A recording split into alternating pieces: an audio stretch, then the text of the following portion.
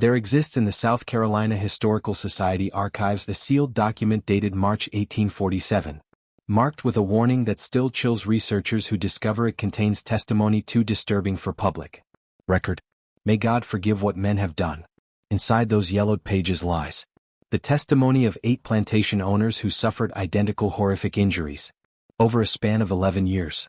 Each man castrated with surgical precision. Attack occurring within 24 hours of a specific unspeakable act. The perpetrator was never caught, never identified in official records, but whispered accounts among freed slaves. After the Civil War, spoke of a man they called Silas the Silent, a field hand, who could not scream, whose vocal cords had been damaged beyond repair, and who exacted a revenge so methodical and terrifying that even his fellow enslaved people feared to speak his name aloud.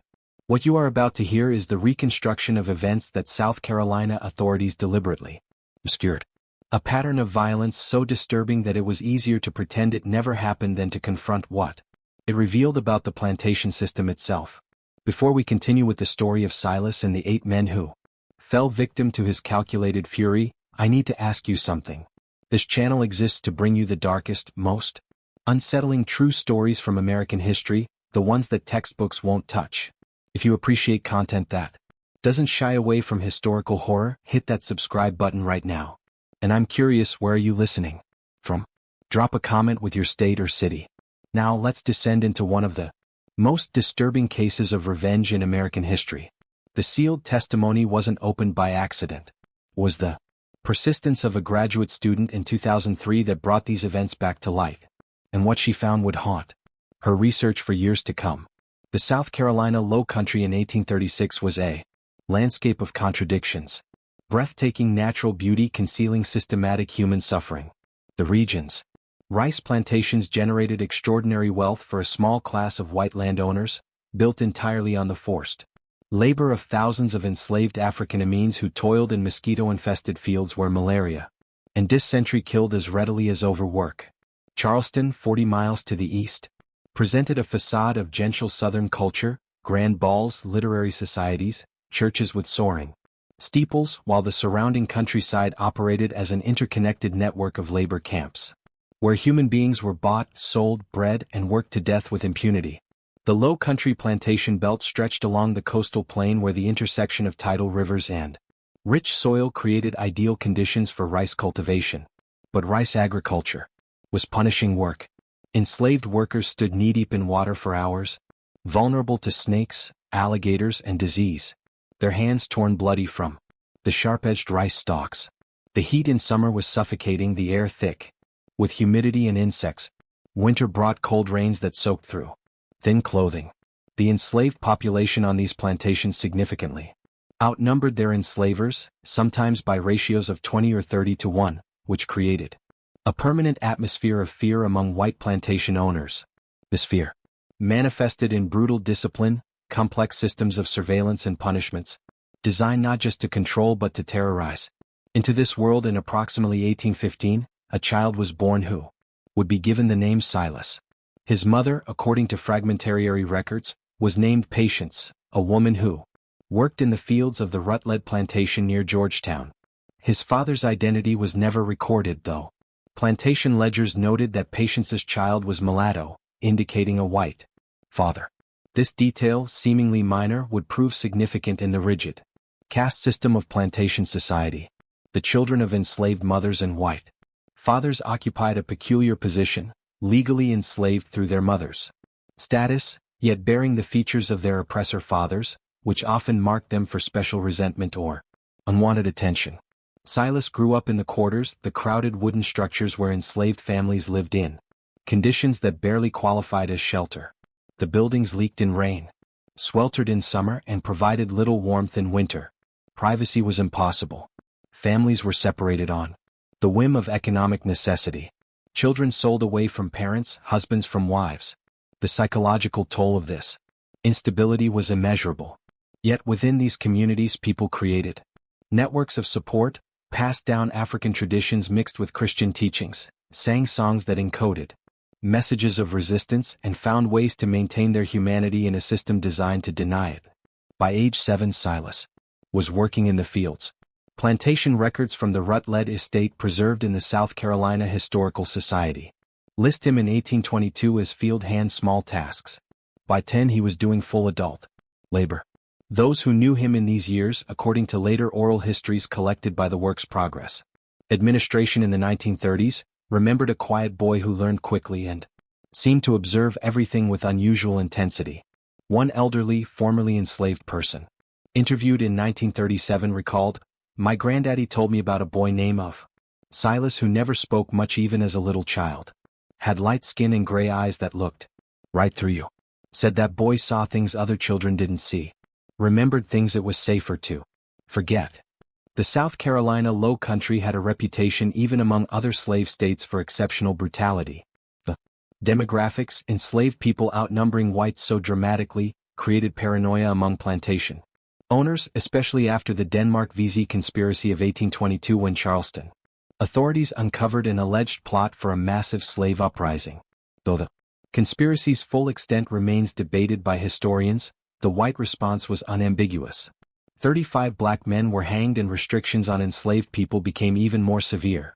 The patrol system intensified with armed white men riding the roads at night, stopping any black person found without a written pass. Literacy among enslaved people was already illegal.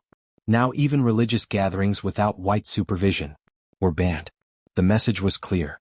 Resistance of any kind would be crushed with overwhelming violence. It was into this atmosphere of heightened repression and fear that Silas entered adolescence. He was 13 years old in 1828 when something happened that changed him forever. The exact details are unclear, lost to the deliberate silence that surrounded such events. But plantation records from the Rutledge estate show that, in October of that year, Silas was treated by a doctor for severe throat injuries. The medical notation is clinical and brief. Slave boy approximately 13 years. Damage to larynx and vocal cords. Cause undetermined. Recommended observation. A separate entry in the plantation ledger in a different hand. Notes: Silas unable to work, recovering from discipline incident. The word discipline covered multitudes of horrors on plantations, from whipping to branding to mutilation. From that point forward, Silas could not speak normally. According to accounts gathered decades later, he could make sounds, grunts, whispers, occasionally a strangled approximation of words, but his voice was destroyed. The damage was permanent. Whether this was the result of a beating, a deliberate punishment, or something else was never officially recorded. What is certain is that from age 13 onward, Silas the Silent, as he came to be known, moved through the plantation world as a presence both invisible and deeply unsettling. His inability to speak made him seem less threatening to some overseers, more disturbing to others. He was a ghost in plain sight, working without complaint, watching without comment. The Rutledge plantation, like others in the region, operated on a task system rather than gang labor. Enslaved workers were assigned specific tasks each day. A certain amount of rice to thresh, a field to hoe, ditches to dig, and once completed, their time was theoretically their own. In practice, tasks were often impossible to complete within daylight hours, forcing people to work late into the evening. But the system did allow for small pockets of autonomy, gardens, where enslaved people grew their own food, opportunities to earn tiny amounts of money by selling surplus produce or fish caught in rivers. These small freedoms were crucial for psychological survival, creating spaces where people could exercise choice, however limited. Silas, according to oral histories, used his evening hours differently than most. He watched. He listened. His silence made people forget he was there. And in that invisibility he learned things. He learned the patterns of the overseers. Which ones drank heavily, which ones disappeared into the quarters at night. He learned the schedules of the patrol riders, the gaps in their routes. He learned which plantation owners visited other plantations and why. And he learned, though no one spoke of it openly, which men among the enslavers considered enslaved women and sometimes enslaved boys as sexual property, a right that came with ownership. The first incident occurred on a humid night in August 1836, though its full significance wouldn't be understood until much later. The victim was Nathaniel Grayson, a 32-year-old plantation owner whose property bordered the Rutledge estate. Grayson was found in his bedroom at dawn by his wife, conscious but in shock, blood soaking through the bed sheets. He had been castrated with what the doctor who treated him described as almost surgical precision. The bedroom door had been locked from the inside. The windows were shuttered and latched. There was no sign of forced entry, no evidence of struggle. Beyond the injury itself, Grayson, when he could speak, claimed he had woken to a hand over his mouth, a flash of metal, and pain so intense he lost consciousness. He saw nothing, heard nothing except breathing, steady, controlled breathing. The local sheriff, Benjamin Carr, investigated with the assistance of the slave patrol. Every enslaved person on Grayson's plantation was interrogated.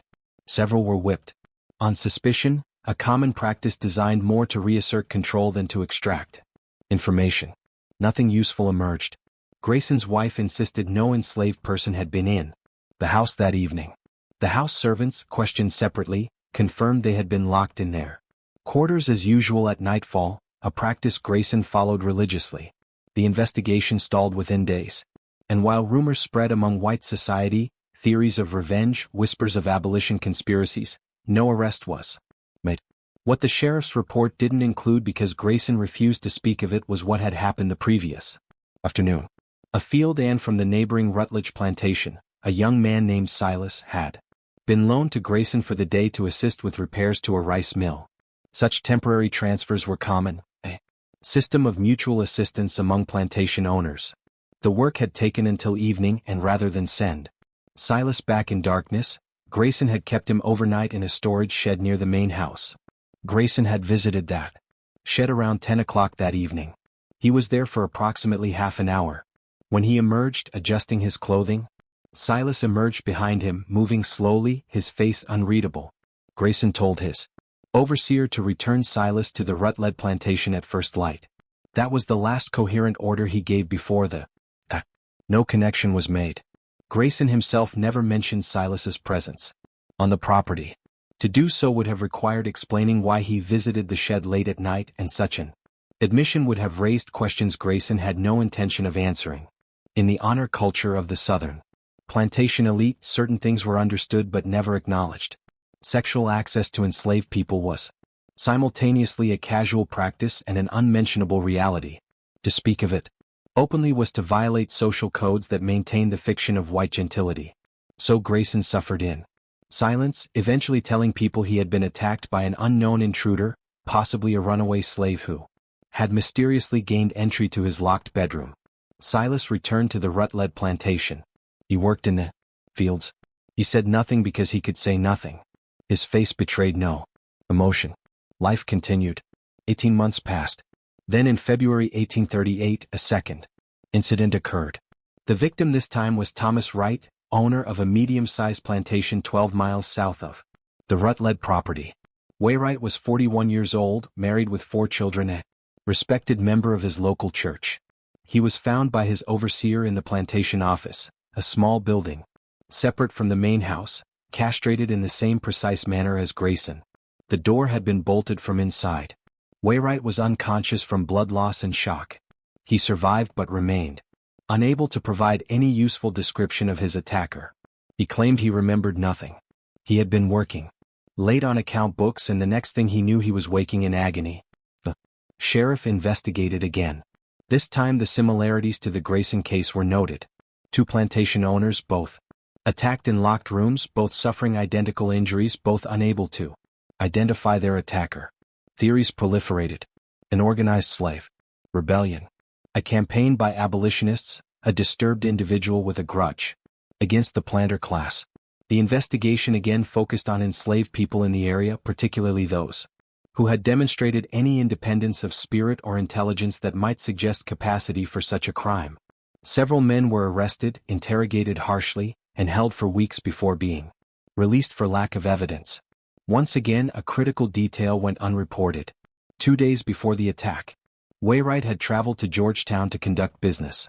While there, he had negotiated the short-term rental of an enslaved worker skilled in carpentry. The Rutledge plantation, looking to generate additional income, had begun renting out some of their more skilled enslaved workers to other plantation owners for temporary projects. Silas, despite his inability to speak, had learned carpentry skills and was considered a competent worker. He had been sent to Wainwright's plantation to repair damage to several outbuildings. The work took 3 days. Silas slept in a Locked tool shed, ate meals brought to him by the plantation cook and worked steadily from dawn to dusk. On the second evening, Wainwright visited the tool shed. He stayed for some time. When he left, Silas remained inside. The next day, Silas completed his work and returned to the Rutledge plantation. The day after that, Wainwright was found castrated in his office. No connection was made because no one was looking for a connection. The idea that an enslaved person, particularly one who could not speak, could not cry out, could not even tell anyone what was happening to him, might be capable of such calculated revenge, was unthinkable within the worldview of plantation society. Enslaved people were property incapable of the kind of strategic thinking required for such acts. That they suffered was acknowledged with indifference. That they might respond with methodical violence was beyond consideration. But among the enslaved communities of the Low Country, whispers began. Nothing explicit, nothing that could be traced or used as evidence, but a pattern of knowing glances, careful silences. The name Silas was mentioned in context that suggested more than his carpentry skills. An elderly woman interviewed decades later recalled, "We knew there was somebody making those white men pay. Didn't know for certain who, but there was talk about a man who couldn't speak, who moved like a shadow. People were scared of him, but not the way you'd be scared of something evil. More like how you'd be scared of a storm. You know it's coming. You know it's powerful and you just try to stay out of its way." By 1844, plantation owners in the South Carolina Low Country had suffered the same fate. Each attack followed an identical pattern. Locked rooms, no sign of forced entry, surgical precision, no useful description of the attacker. The victims, Grayson, Wainwright, and now Edmund Talbot and Henry Prescott, had little in common on the surface. They were different ages, owned plantations of different sizes, belonged to different social circles. The only thread connecting them was geography. All lived within a 20 m radius. All were part of the interconnected economic network of rice plantations that defined the region. The attacks had created a climate of fear among the planter class. Locked doors no longer felt secure. The presence of enslaved people in and around homes, once taken for granted, now generated paranoia. Some plantation owners began sleeping with loaded pistols. Others installed additional locks, hired extra overseers, increased the brutality of their control measures in hopes of intimidating potential attackers. The slave patrols intensified their night rides, stopping and questioning any black person found on the roads after dark. But the attacks continued, unpredictable in timing but consistent in method. What the plantation owners didn't know, what they couldn't know, because they had never paid attention to the movement of enslaved workers between plantations, was that Silas had been present on each property in the days immediately before each attack. The Rutledge plantation had developed a profitable side business, renting out skilled enslaved workers, and Silas, with his carpentry abilities and his unsettling silence, was frequently loaned to other plantations for short-term projects. He was invisible, a tool rather than a person in the eyes of those who rented his labor. The pattern was never documented in any official record, but it was there. Silas would arrive at a plantation, work diligently for several days, sleep wherever he was assigned, usually a shed or storage building separate from the main slave quarters, and complete his tasks efficiently. And on some of these plantations, not all but some, a particular owner would visit him in the night. What happened during those visits was never discussed, never recorded, existed only in the private hell of those who experienced it and the cold calculation of the one who remembered. Then Silas would return to the Rutledge plantation, and within 48 hours the man who had visited him would be found castrated, often in a locked room, the attack executed with such speed and silence that even a wife sleeping in the same house might hear nothing. The investigation, such as it was, remained fragmented because no one connected the attacks. Each incident was treated as separate, investigated by local authorities who communicated poorly with their counterparts in neighboring jurisdictions. Sheriff Carr, who had investigated the first two cases, was now convinced he was dealing with a serial attacker. But his attempts to coordinate a broader investigation met resistance. Plantation owners were reluctant to discuss the attacks openly, partly from shame at their injuries, partly from fear of encouraging copycat crimes or slave insurrections. The South Carolina Gazette published brief reports of violent incidents on Low Country plantations, but deliberately avoided details that might inspire panic or provide information to potential attackers. In the enslaved communities, a different kind of knowledge circulated. People knew that certain plantation owners were being targeted. They knew that whatever was happening, it was justice of a kind their legal system would never provide. Enslaved women, particularly those who had been repeatedly raped by white men, spoke in coded language about the silent one who made men pay. But they also knew that openly celebrating or even acknowledging these attacks would bring collective punishment. After each incident, slave patrols would sweep through the area, interrogating people, destroying property, inflicting violence randomly to reassert control. So the knowledge remained underground, shared in whispers, never written down, never spoken where it might be overheard. Silas himself remained an enigma even to those who lived alongside him in the rut-led quarters. He worked steadily, ate his rations, slept in his assigned space. He had no family on the plantation. His mother, Patience, had died of fever in 1830, and he had never known siblings. He formed no close friendships, participated minimally in the community life of the quarters. His silence was both explanation and barrier. How do you befriend someone who cannot speak, whose face shows no readable emotion, whose eyes seem to look through you rather than at you? Elderly man named Joshua, who had worked alongside Silas in the rice fields for years, told an interviewer in 1936. Silas wasn't like other folks. Something happened to him when he was young. Something that broke him inside even more than it broke his voice. He'd work all day in the heat, cutting rice until his hands bled and he wouldn't make a sound. Overseers like that at first thought he was broken good, but there was something in his eyes that made smart people nervous. He was watching, always watching, like he was seeing things the rest of us couldn't see. And when he looked at certain white men, there was something in that look that made you think of deep water, the kind that drowns you slow. The Rutlet plantation owners, the family that legally owned Silas, never suspected him of anything. He was valuable property, a skilled worker who could be rented out for additional income, quiet and obedient. If anything, his inability to speak made him seem more trustworthy. He couldn't spread rumors, couldn't organize resistance, couldn't even cry out if something happened to him. He was in their eyes the ideal slave, productive, silent, and utterly controlled. But control was an illusion. Silas had learned through years of observation and bitter experience how plantation society functioned. He understood the rhythms of plantation life, the patterns of white movement and black restriction. He knew that enslaved people were expected to be in certain places at certain times, that deviation from routine invited suspicion and punishment. He knew that his silence, which made him vulnerable, also made him forgettable. Overseers would speak freely in his presence, discussing matters they would never mention around enslaved people they believed could gossip. White men would use him and then dismiss him from their minds, confident that a mute slave posed no threat. They were catastrophically wrong. By 1842, the count had reached 6. Two more plantation owners, Robert Finch and Charles Hammond, had joined the list of victims. The attacks were no longer isolated incidents that could be dismissed as random violence. The Charleston Mercury published an editorial calling for a coordinated investigation, suggesting that a disturbed individual or organization of malcontents was targeting the plantation. Plus, rewards were offered for information. The governor authorized additional militia resources to support local law enforcement, but the investigation continued to flounder because the victims, almost without exception, refused to provide certain information.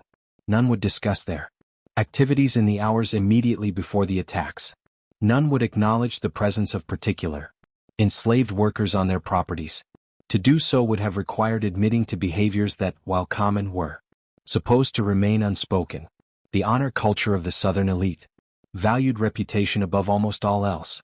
A man might rape enslaved women and boys with impunity, but to acknowledge such acts publicly was to lose standing in society. Better to suffer in silence than to admit the truth. This silence protected Silas more effectively than any deliberate plan.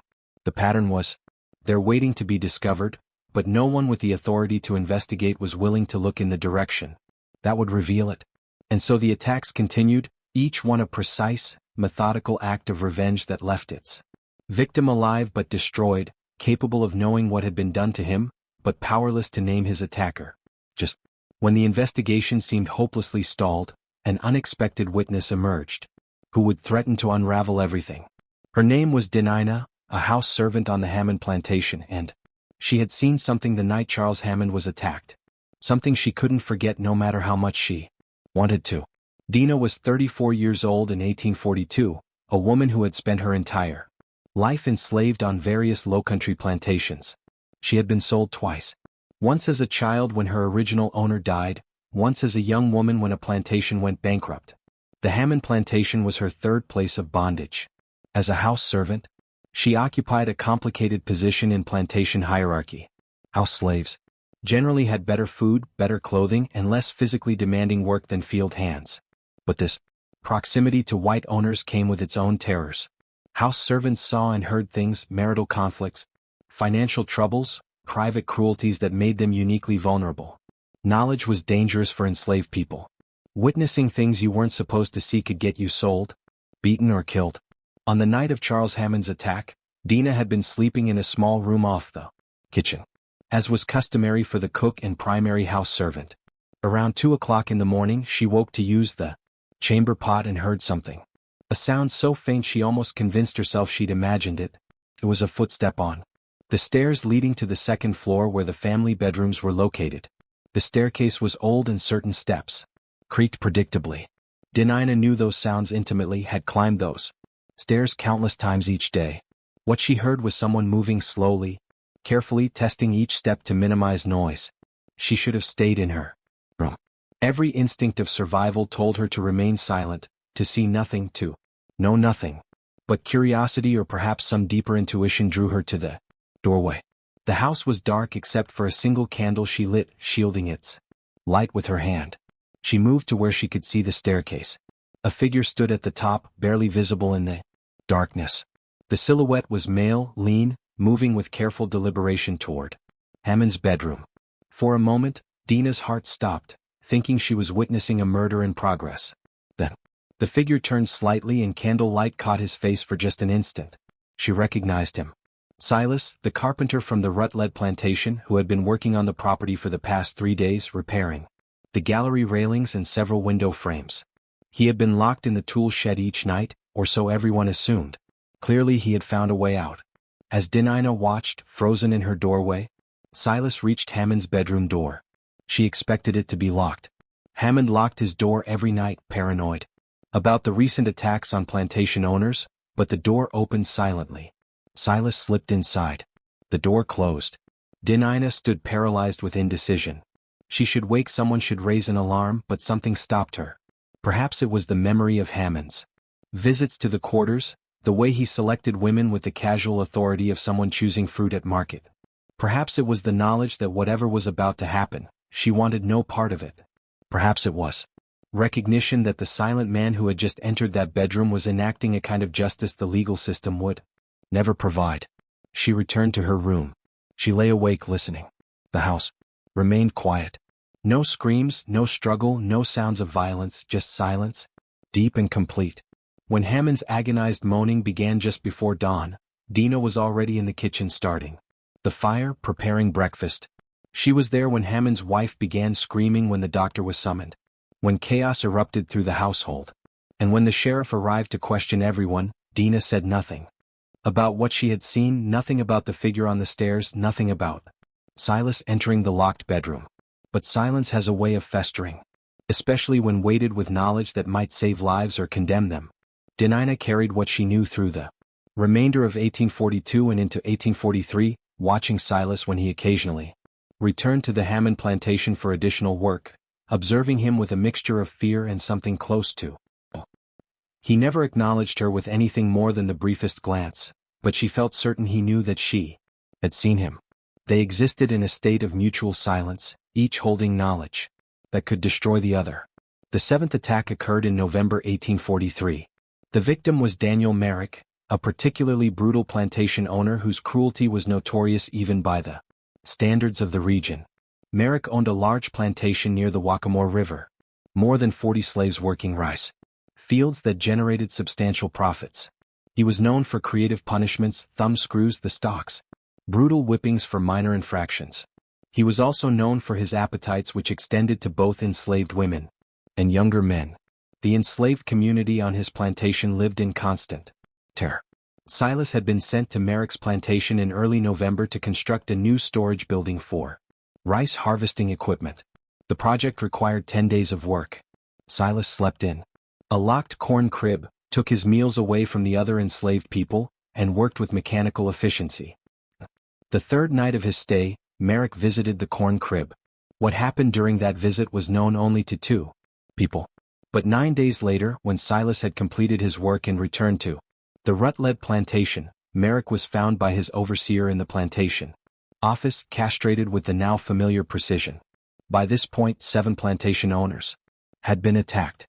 The pattern should have been obvious, but it remained hidden because the necessary information was fragmented across different plantations, different jurisdictions, different social circles that communicated poorly.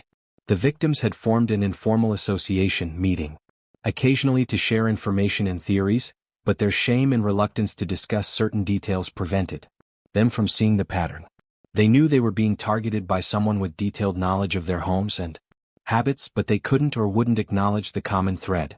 The common thread was Silas, the silent carpenter who moved between plantations, like a ghost, working diligently, observing carefully, remembering everything. He had developed his method over years. Identify the locations where he was most vulnerable. Determine the layout of plantation houses through casual observation during his work. Note the patterns of patrols and overseer movements. Then when the time came, he would escape from whatever shed or building where he was locked at night. Locks were simple devices easily manipulated with the right tools. And as a carpenter, he had access to tools and make his way to the house of his target. Getting inside locked houses required patience and careful observation. During his days working on a property, Silas would note which windows had loose frames, which doors had inadequate locks, where keys were kept.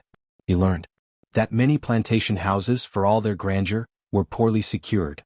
Locks were meant to keep enslaved people out, but they were often old, poorly maintained, open with skeleton keys that a skilled carpenter could replicate. Windows could be shimmed open from outside if you knew which ones had loose fittings.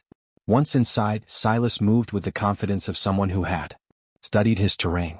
He knew where floorboards creaked, which rooms were occupied, where servants slept, and he knew his targets would be alone, or if with wives, those wives would be heavy sleepers, often aided by the lordom that many wealthy women of the era used regularly. He would enter the bedroom silently, approach the sleeping man, and in one swift motion place a cloth soaked in chloroform stolen from plantation medical supplies during his daytime work over his victim's face. The man would struggle briefly, then lose consciousness. Silas would work quickly. Then, using surgical tools he had carefully acquired and hidden, the castration was performed with precision that suggested medical knowledge. Though where Silas had learned such skills remained mysterious. Within minutes he would be gone, slipping back out of the house the way he had entered, returning to his locked shed to wait out the remaining hours before dawn. The chloroform explained why victims remembered so little. The surgical precision explained why most survived. Silas had no interest in murder, which would bring far more intense investigation. His revenge was specific. To take from these men what they had taken from him and others, to inflict a permanent reminder of their crimes, to transform sexual predators into damaged, broken creatures who would never assault anyone again. But Dina's knowledge remained a ticking bomb. In early 1844, she made a decision that would change everything. She approached Reverend Thomas Clayton, a Presbyterian minister, who served several low-country plantation churches and had a reputation as a reformer who occasionally very carefully spoke about the moral problems of slavery. Dina requested a private conversation, an unusual request from an enslaved person to a white minister. Clayton, intrigued and somewhat suspicious, agreed to meet her in the Hammond Plantation Chapel. What Dina told him that afternoon in February 1844 was fragmentary and careful. It didn't identify Silas by name initially, but she described seeing a man in the Hammond house the night of the attack, a man who shouldn't have been there. She described his silence, his careful movement, the way he had entered a locked room. She told Clayton she believed this same man was responsible for the other attacks, that he moved between plantations, that he was exacting revenge for something terrible. She didn't explicitly say what that something was. To do so would require acknowledging the systematic sexual violence that pervaded the plantation system, and such acknowledgement could get her killed. But she hinted, and Clayton, who was more perceptive than many of his peers, understood. Clayton faced an impossible choice. He reported what Dinah had told him to the authorities. She would certainly be punished, possibly killed for not coming forward immediately. The perpetrator would likely be caught and executed. But Clayton had enough moral imagination to understand that what he was dealing with wasn't simple criminality. Was revenge for sustained systematic abuse. He asked Dinah why she was telling him this now months after witnessing the attack. Her answer was simple. Because there's going to be more. I can see it in him when he passes through. And maybe if somebody knows, if somebody understands what's really happening, something can change. Clayton made a decision that defied every social convention of his time and place. He said nothing to the authorities. Instead, he began his own quiet investigation, traveling between plantations, speaking to enslaved people. Under the guise of religious ministry, gathering stories that confirmed what Dinah had suggested. He learned about a silent carpenter named Silas. He learned about plantation owners who visited locked sheds at night. He learned about a pattern of horror that the white establishment refused to acknowledge because acknowledging it would require confronting the deepest moral rot of the slavery system. What Clayton didn't anticipate was that his investigation would draw attention. In a society built on surveillance and control, a white minister asking careful questions about plantation owners and their private behavior raised alarms. By summer of 1844, Clayton found himself called before a committee of concerned citizens in Georgetown, questioned about his activities, warned that his interference in plantation discipline was unwelcome. He was told in terms that left no room for misunderstanding that his continued service as a minister in the Low Country depended entirely on his discretion and his willingness to support, not question, the established social order. One committee member, a prominent plantation owner named Augustine Sheffield, was particularly direct. We understand you've been asking questions about matters that don't concern the spiritual welfare of anyone, Reverend. Questions that suggest you've forgotten your place and purpose here. That can be corrected or it can be concluded. The choice is yours. Clayton understood the threat. He stopped his investigation, or appeared to, but he kept detailed private journals documenting everything he had learned, writing in a personal shorthand that he believed would protect the information if his papers were ever seized. These journals, discovered in a Charleston estate sale in 1998, provide the most complete contemporary account of what was actually happening in the Low Country between 1836 and 1847. In one entry from August 1844, Clayton wrote, "I have learned the identity of the man they seek, though they know not whom they seek. He is called Silas, property of the Rutledge estate, a carpenter of some skill who cannot speak. I have learned why he cannot speak, the result of violence inflicted upon him as a boy of 13, the nature of which I cannot bring myself to write even in this private record. I have learned what has been done to him repeatedly since by men who saw his silence as invitation rather than injury. And I have learned what he has done in response. God forgive me. I cannot condemn him. The law would hang him without hesitation. But what law protects him? What justice exists for one such as he? I am meant to preach forgiveness and redemption. Yet I find myself hoping he is never caught, that his terrible justice continues until every man who has violated him pays in full." Meanwhile, Silas continued his work, unaware that anyone had begun to piece together the pattern. The Rutledge plantation continued to profit from renting out their skilled carpenter, and Silas continued to move between properties, a silent presence that white society had learned to ignore completely. But something was changing in him, according to those who observed him. During these years, the elderly, formerly enslaved people interviewed in the 1930s spoke of a man who seemed to be slowly disappearing even as he remained physically present. He got thinner, one woman recalled, like he was burning up from the inside. His eyes got darker, deeper. You'd look at him and feel like you were looking into a well with no bottom. Some folks started avoiding him, not because they thought he'd hurt them, but because being near him felt like being near something that had already died but forgot to stop moving. The eighth and final attack occurred in March 1847, and it would prove different from all the others in ways that would finally force the truth into the open. The target was Jonathan Caldwell, a 47-year-old plantation owner whose property sat along the Black River, one of the most profitable rice-growing regions in South Carolina. Caldwell was wealthy even by planter standards, owning more than 60 enslaved people and extensive land holdings. He was also a member of the state legislature, a position that gave him considerable political influence and protection. Unlike the previous victims who had been reluctant to discuss their attacks publicly, Caldwell was known for his arrogance and his belief that his political connections made him untouchable. In early March 1847, Caldwell contracted with the Rutledge plantation to borrow Silas for a month-long project, the construction of a new overseer's house and the renovation of several slave quarters that had fallen into disrepair. It was an ambitious project that would require Silas to work on the Caldwell plantation for an extended period, longer than any of his previous assignments. The Rutledge estate manager, pleased with the substantial rental fee Caldwell was offering, agreed immediately. Silas was transported to the Caldwell plantation on March 3, along with the tools and materials he would need. The Caldwell plantation was larger and more brutal than most. The overseer, a man named Horace Strickland, was notorious for his violence. He carried a whip at all times and used it freely. The enslaved population lived in constant fear, worked past the point of exhaustion, and suffered punishments for infractions real and imagined. Several people had died in the fields in recent years from overwork and untreated injuries. The atmosphere was oppressive, heavy with the kind of despair that comes from knowing no relief is possible, no escape available. Silas was assigned to sleep in a small workshop separate from the main quarters, a building where tools were stored and minor repairs completed. It was a wooden structure with a heavy lock on the door, bars on the single window. Strickland made a point of locking Silas in each night personally, checking the lock twice, warning him that any attempt to escape would result in a whipping that would leave him unable to work for weeks.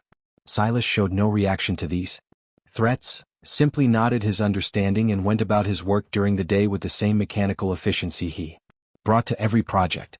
But Caldwell had noticed Silas almost immediately, and his attention carried a quality that anyone familiar with plantation dynamics would recognize.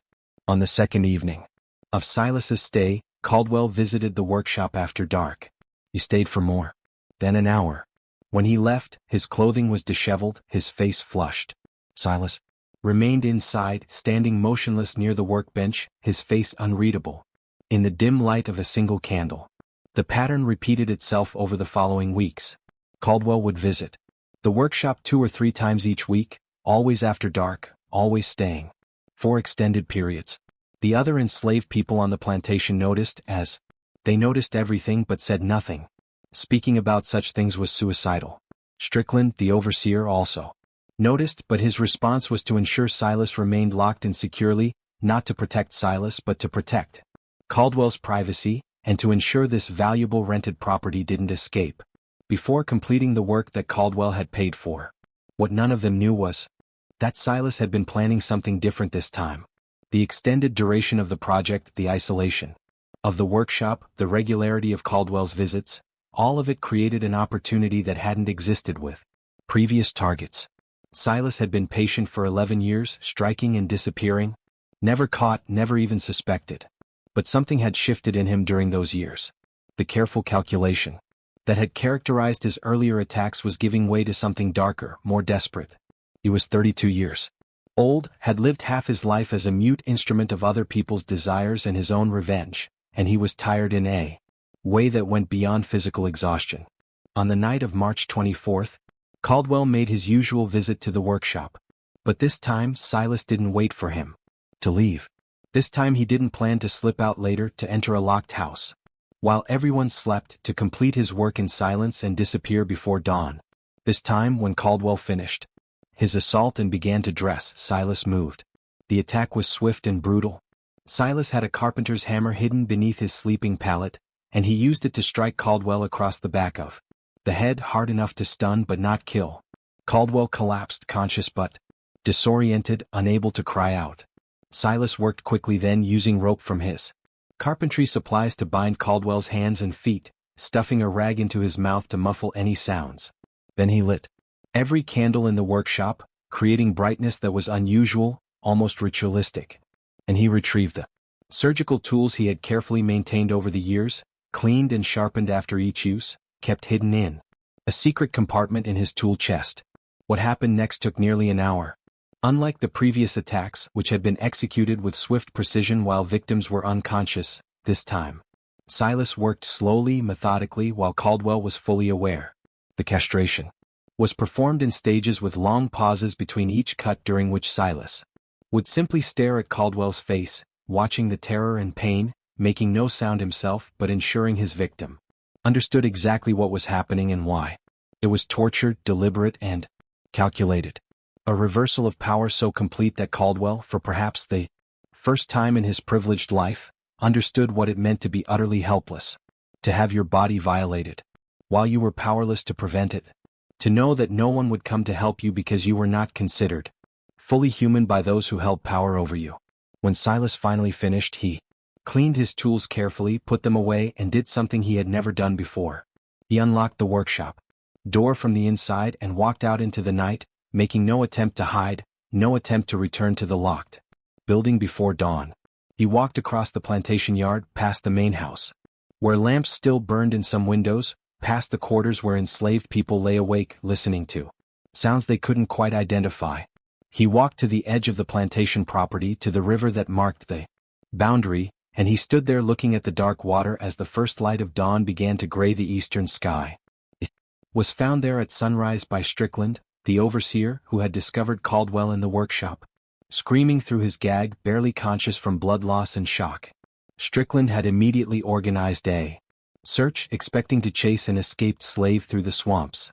Instead, he found Silas standing calmly by the river, his hands still stained with blood, his face showing no emotion, no fear, no regret.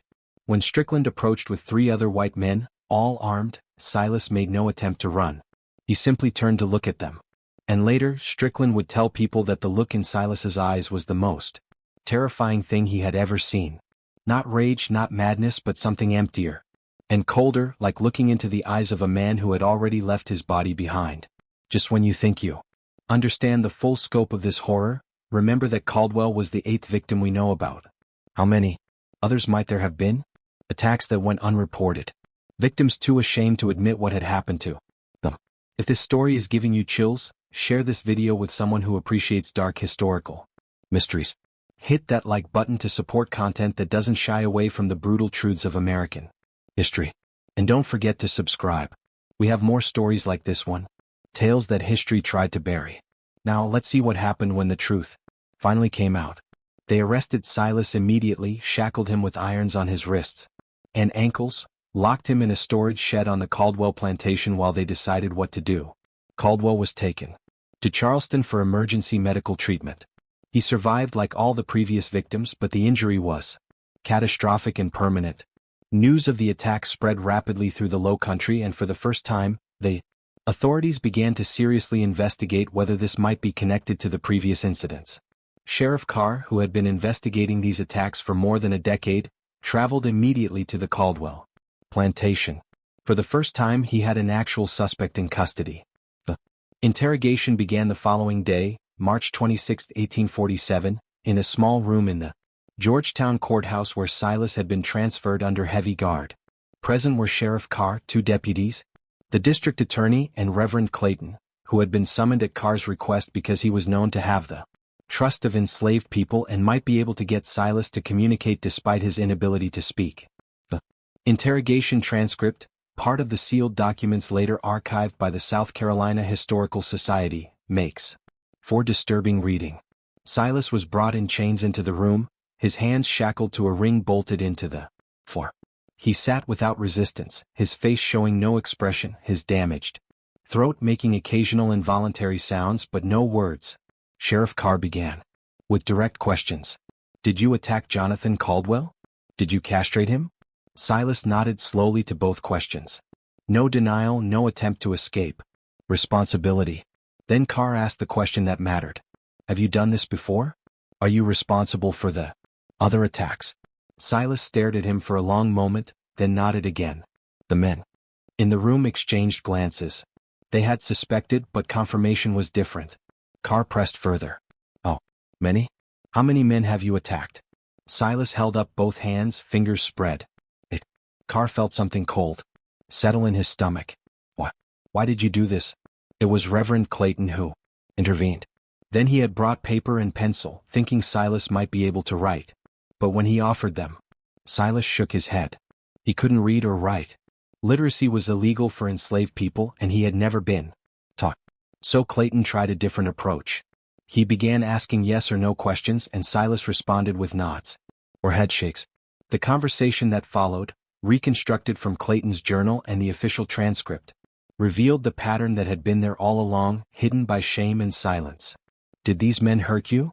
Clayton asked. Silas nodded. "Did they force themselves upon you?" Silas's nod was slower this time but definite. "All 8 of them." "Not."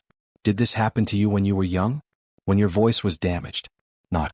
"And it continued to happen whenever you were sent to work on other plantations?" "Not." Clayton turned to look at Sheriff Carr. "Sheriff, I believe we need to investigate the circumstances under which these attacks occurred. I believe this man has been subjected to systematic sexual violence for nearly 20 years and what he did was retaliation." The room fell silent. The district attorney, a man named Harrison Felder, finally spoke. "That's not a defense under law, Reverend. Slaves have no legal right to retaliate against their masters for any reason. Even if what you suggest is true, and I'm not conceding that it is, it doesn't matter. This man mutilated 8 white men of standing. He'll hang for this." But Carr was looking at Silas with an expression that suggested he was finally understanding something he had been deliberately avoiding for years. "The pattern," he said slowly. "He was present on every property shortly before each attack. We could have found this connection years ago if we'd been looking at the movement of rented slaves, but we didn't look because we didn't want to see what we'd find." He turned to Felder. "If we put him on trial, if this becomes public, every detail will come out. Why he was sent to these plantations. What happened to him while he was there? Why 8 respectable plantation owners all had this silent slave in their possession right before they were attacked? Do you want those details in the public record?" Felder understood immediately. A public trial would require testimony about what the victims had done to Silas, would require acknowledging the systematic sexual violence that pervaded the plantation system.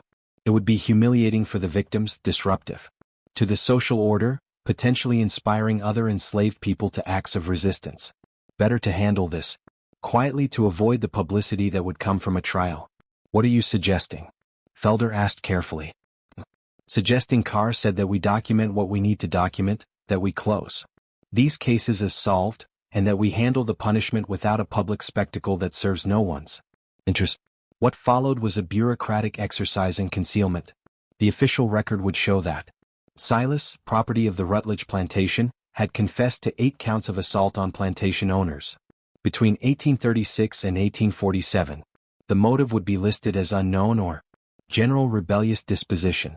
The specific details of what had been done to Silas, what had motivated his attacks, would not be included in any official document. The victims would not be required to testify about their private activities. The pattern would be noted but not explained, and Silas would be executed quietly and without public announcement to avoid creating a martyr or inspiring copycat attacks. But Reverend Clayton refused to let it rest there. In the days between Silas's interrogation and his scheduled execution, Clayton visited him twice in his cell, bringing paper and pencil. Even though Silas couldn't write, sitting with him in silence, trying to offer some form of spiritual comfort to a man who had lived through horrors Clayton could barely comprehend. During the second visit, Clayton asked Silas if there was anything he wanted people to know, anything he wanted Clayton to record for history. Silas stared at him for a long moment, then reached for the pencil Clayton had brought. His hand was shaking, but he managed to draw something. Not words but images. Boy's face with his mouth open, screaming, a hand covering that mouth. Darkness. Then 8 crosses scratched heavily into the paper. Then nothing more. Clayton understood.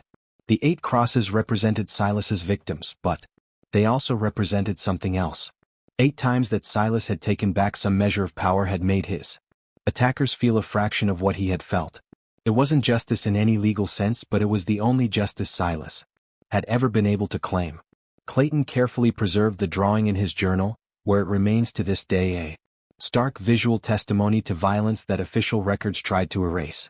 The execution was scheduled for April 15, 1847 to be carried out at dawn in the Georgetown Courthouse Square. But 2 days before the scheduled date, something unexpected happened. Silas was found dead in his cell. The official cause of death was listed as suicide by hanging.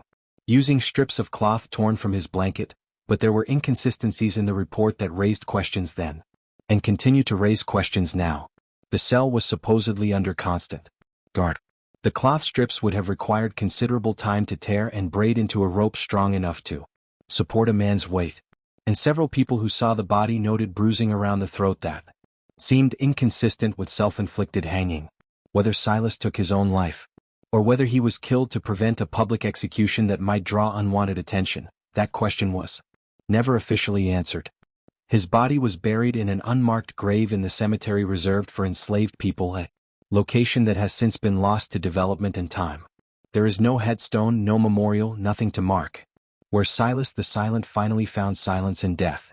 The 8 plantation owners who survived Silas's attacks lived with their injuries and their shame for the rest of their lives. Several left the region, moving to other states where their histories were unknown. Others remained but became reclusive, their damaged bodies constant reminders of what they had done and what had been done to them in return. Jonathan Caldwell resigned from the state legislature shortly after his recovery, citing health reasons.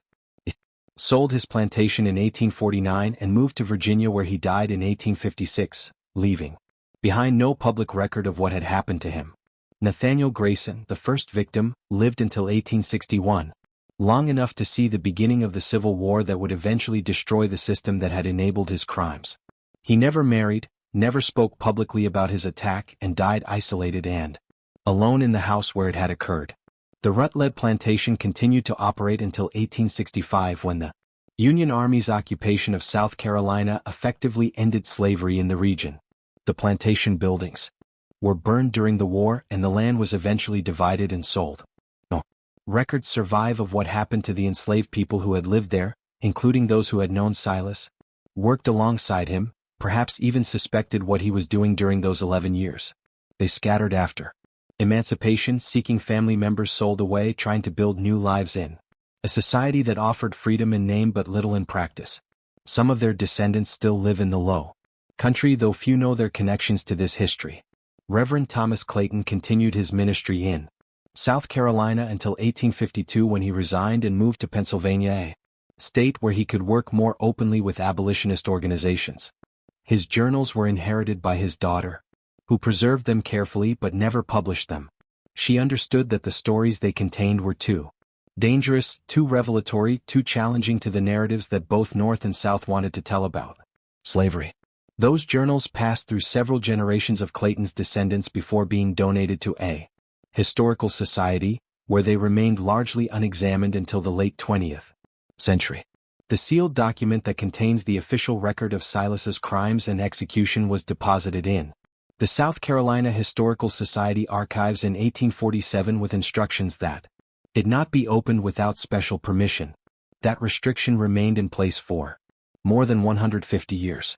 When a graduate student named Michelle Torres finally gained access to the document in 2003 as part of her dissertation research on plantation violence, she found not just the story of Silas but dozens of other cases, documented instances of enslaved people resisting their treatment in ways that ranged from subtle sabotage to outright violence, all deliberately obscured in official records to avoid acknowledging that enslaved people had agency, intelligence, and the capacity for strategic resistance. Torres's dissertation, published in 2006, brought Silas's story back into public knowledge. For the first time in over a century, the academic community's response was mixed. Some historians praised her work for illuminating a form of resistance that had been systematically erased from historical narratives. Others criticized her for potentially glorifying violence or for speculating about details that couldn't be definitively proven. But what no one could dispute was the central truth that her research had uncovered. Silas was not an isolated case. The sexual violence that he experienced that drove him to his terrible revenge was endemic to the slavery system. And resistance to that violence, while often hidden or disguised, was far more common than historical records suggested. Today there is no memorial to Silas in South Carolina. No historical marker noting what happened in the Low Country between 1836 and 1847. The plantations where he worked have largely disappeared, replaced by suburban development or reclaimed by forest. The courthouse where he was interrogated still stands but is now a museum that focuses on more palatable aspects of the region's history. Revolutionary War heroes, antebellum. Architecture, natural beauty. The darker stories, the ones that reveal the true human cost of slavery, remain largely untold in official historical narratives.